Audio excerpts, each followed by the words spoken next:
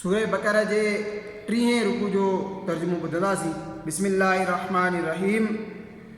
ऐं जॾहिं अव्हां औरतुनि खे तलाक ॾियो ऐं उन जी मुदत पूरी थी वञे त ए वारिसो अव्हां उन्हनि खे पंहिंजनि मुड़ुसनि सां निकाह करण खां न रोकियो जॾहिं उहे पाण में शरीयत मुताबिक़ राज़ी थी वञनि।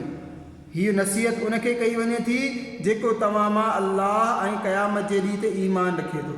हीअ तव्हां लाइ वधीक सुठो ऐं पाक आहे ऐं अल्लाह ॼाणे थो ऐं अव्हां नथा ॼाणो। ऐं माइरूं पंहिंजनि ॿारनि खे पूरा 2 साल खीर पीआरीनि।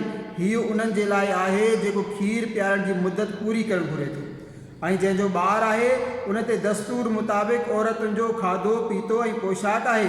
कंहिंखे बि उन जी वित खां वधीक तकलीफ़ न ॾिनी वेंदी ऐं माउ खे उन जे ॿार जे करे नुक़सानु न ॾिनो वञे ऐं न औलाद वारी खे संदसि औलाद जे करे, या माउ नुक़सानु न पहुचाए पंहिंजे ॿार खे ऐं न औलाद वारो पंहिंजी औलाद खे नुक़सानु ॾिए।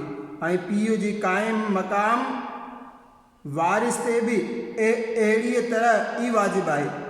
पोइ जेकॾहिं माउ पीउ जी रज़ामंदी ऐं मशवरे सां ॿार जो खीर छॾाइणु घुरनि त मथनि को ॾोह न आहे। ऐं जेकॾहिं तव्हां पंहिंजी औलाद खे दायनि खां खीर पीआरणु घुरो त बि अव्हां ते को गुनाह न आहे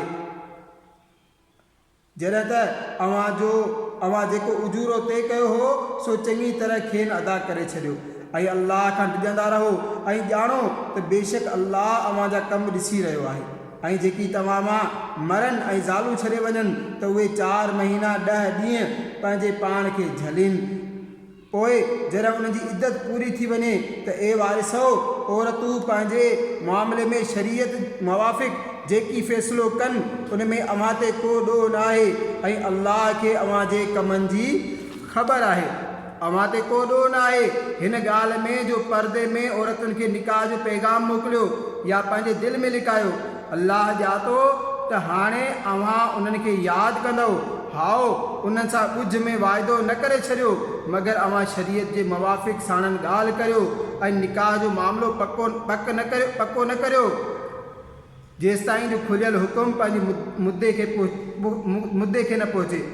ऐं ॼाणो त अल्लाह अव्हां जे अंदर खे ॼाणे थो, तंहिं करे उन खां डिॼो ऐं ॼाणो त बेशक अल्लाह बख़्शणहार ऐं बुरदबार आहे।